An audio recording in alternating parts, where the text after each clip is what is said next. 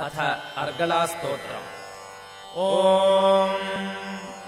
अस्य श्री अर्गलास्तोत्रमहामन्त्रस्य विष्णुर्ऋषिः अनुष्टुप्छन्दः श्रीमहालक्ष्मीर्देवता श्रीजगदम्बा प्रीतये सप्तशतीपाठाङ्गत्वेन जपे विनियोगः।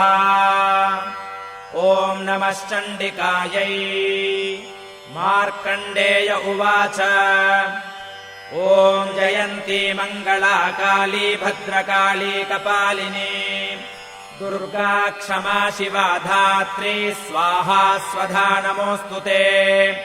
जय त्वम् देवि चामुण्डे जय भूतार्तिहारिणि जय सर्वगते देवि कालरात्रि नमोऽस्तु ते। मधुकैटभविद्राविविधातृवरदे नमः। रूपम् देहि जयम् देहि यशो देहि द्विषो जहि महिषासुरनिर्नाशि भक्तानाम् सुखदे नमः।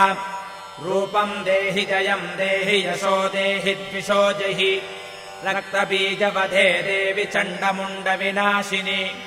रूपम् देहि जयम् देहि यशो देहि द्विषो जहि शुम्भस्यैव निशुम्भस्य धूम्राक्षस्य च मर्दिनि। रूपम् देहि जयम् देहि यशो देहि द्विषो जहि वन्दिताङ्घ्रियुगे देवि सर्वसौभाग्यदायिनि। रूपम् देहि जयम् देहि यशो देहि द्विषो जहि अचिन्त्यरूपचरिते सर्वशत्रुविनाशिनि। रूपम् देहि जयम् देहि यशो देहि द्विषो जहि न तेभ्यः सर्वदा भक्त्या चण्डिके दुरितापहे।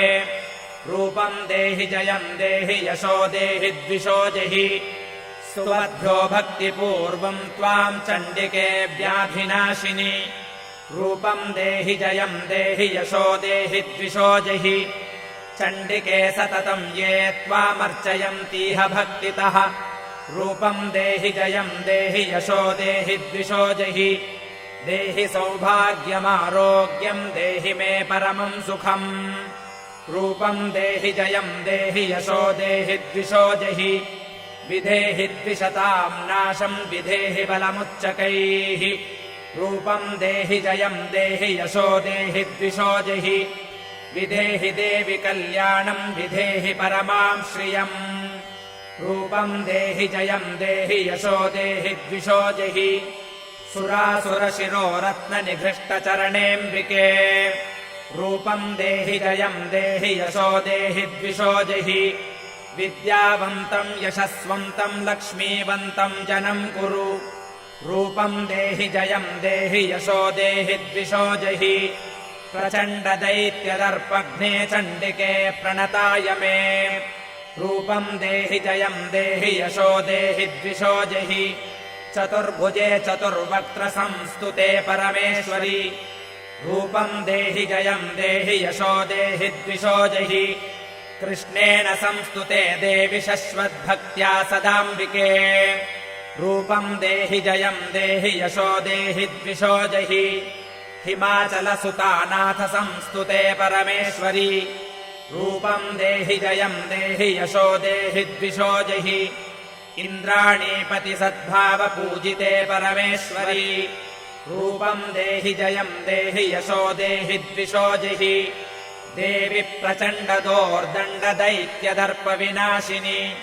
रूपम् देहि जयम् देहि यशो देहि द्विषो जहि देवि भक्तजनोद्दामदत्तानन्दोदयेऽम्बिके।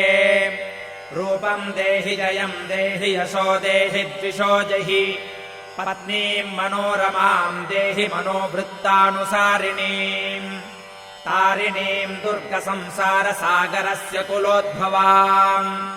इदम् स्तोत्रम् पठित्वा तु महास्तोत्रम् पठेन्नरः स तु सप्तशती संख्या वरमाप्नोति सम्पदाम्। ॐ इति देव्या अर्गलास्तोत्रम् सम्पूर्णम्।